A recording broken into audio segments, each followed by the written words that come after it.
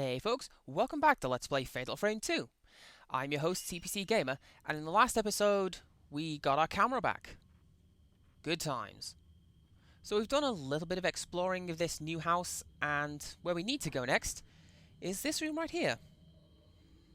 This is the tatami room. Well, this house is tatami room. It is really hard to say that word very quickly. Did anybody else just see that open on its own, or was that me? Am I going mad? Oh hey, there's that Type 61 film that I was talking about in the last episode. I knew it was somewhere. And in the room next to us, we have a diary. This is a particularly important piece of information. We have to read that. And we also have to consider what people have been calling us ever since we turned up. It might explain why we are being attacked by anyone and everyone.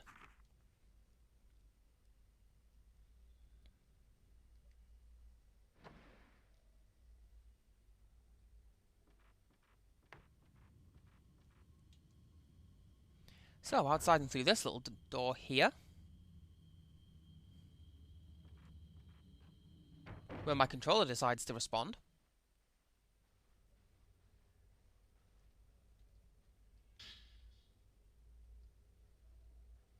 We have film reel 5, and through this door, well, we find ourselves in the main entrance hallway.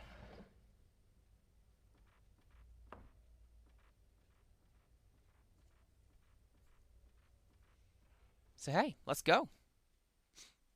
Or maybe not.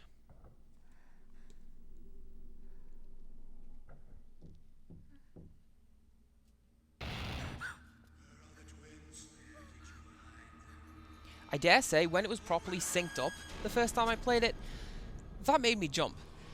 And I dare say my monocle popped right off my dashed eye.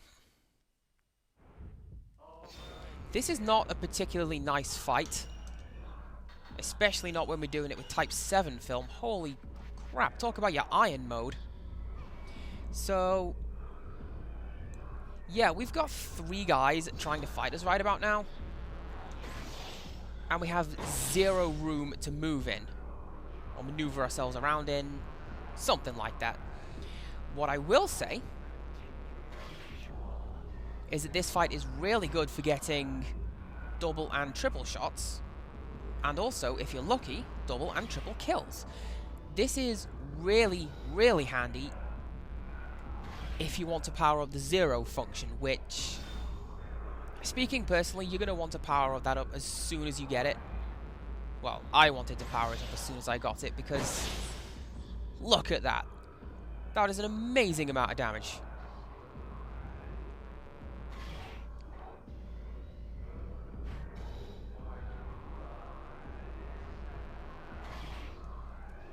There's nothing particularly new about this fight. It's just 3 villagers that you haven't really seen for a while coming to attack you because, well, why not? I am really liking that I've bought a bucket of Type 90 film from the shop function, because it makes the game function quite a lot like it did, well, in Fatal Frame 1. Again, as I've said before, it's come to something when a game makes me want to play Fatal Frame 1.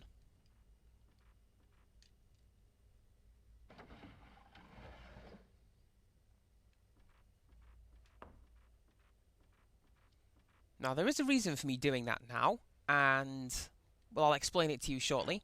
But for the time being, we have to go to the door that we unlocked way back, right down here, next to the tatami room. Why do I keep trying to say the tatami room really, really quickly? Because I'm really bad at it.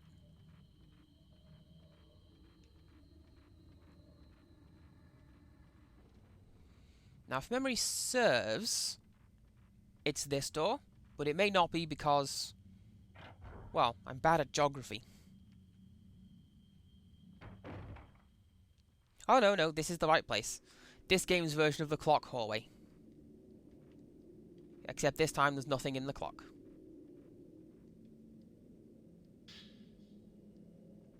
We do have some sacred water though. And thankfully, absolutely no sign of the fallen woman. Which suits me. It really, really does. Like I say, of all the ghosts in the game, very few of them actually scare me. But fallen woman... yeah, I really don't want to look at her. Hi?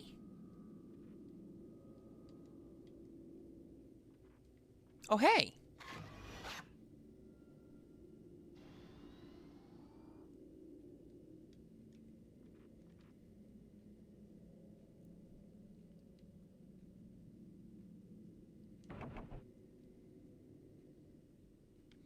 So... we need to get the bell key. Get me back my brother. And she has it. But of course, she's not gonna give it to us that easily. Of course she isn't. Crimson Kimono is a brief little nod to the blinded woman. In as much as we have to fight her like 5 or 6 times throughout this game.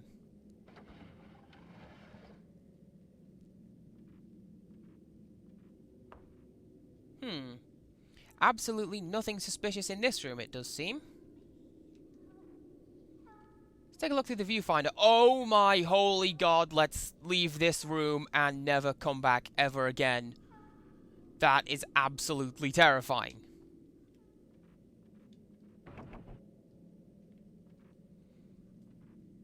For those of you who can't read kanji or don't know what that says, it says help me.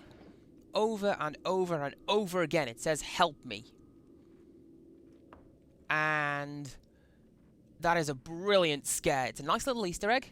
And yeah, love it.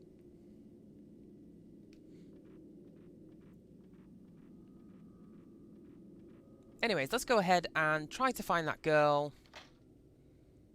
so we can maybe get that key. Now, I was initially fairly tempted to cut this section down into like a montage or something.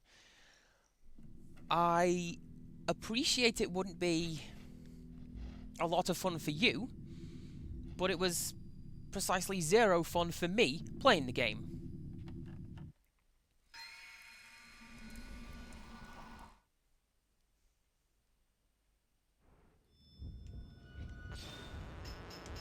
And I shall tell you why. This part of the game is unforgivably stupid.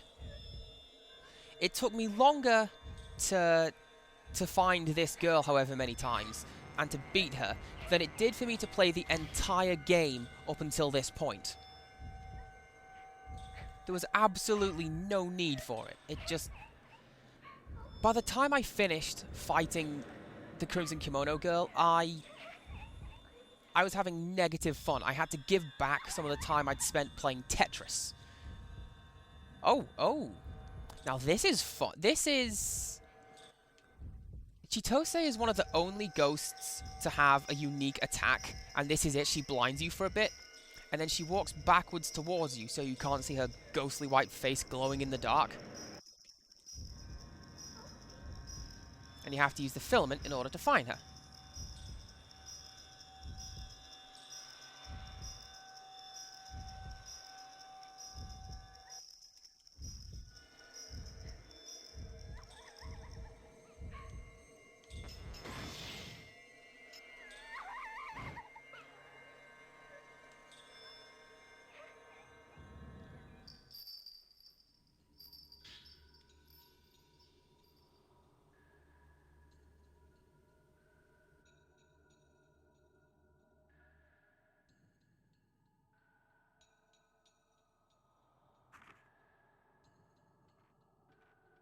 Now, all being well,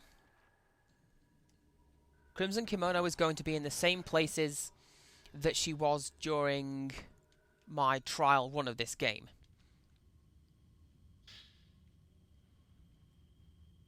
And if not, then... well, hey, at least I got some Type 90 film out of it.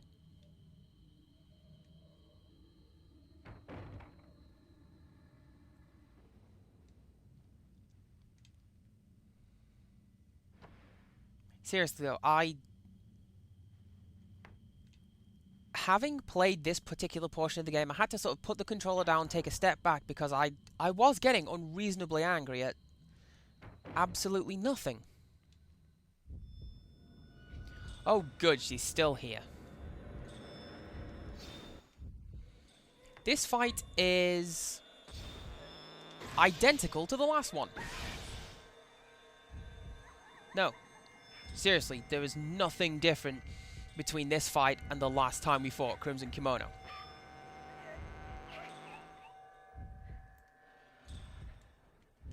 Well, I mean, you could count the layout of the room, but that doesn't count.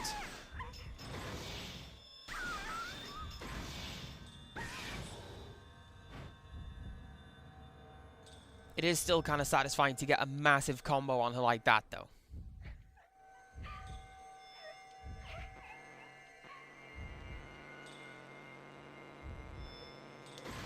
With that said, I do kind of have a really good picture of that girl to show off. And... actually, yeah, let's take a look. See if it's still in my camera album. It should be, because I told it to protect it. And yeah, look at that. That is absolutely fantastic, isn't it? That was when the screen went blank and she walked backwards towards me and she sprang right up in front of me. I got that picture. And I think it's time to call it a video before I turn into the guy who just talks you through all the amazing pictures he's taken. So join us next time when we continue to fight Crimson Kimono. And until next time, goodbye.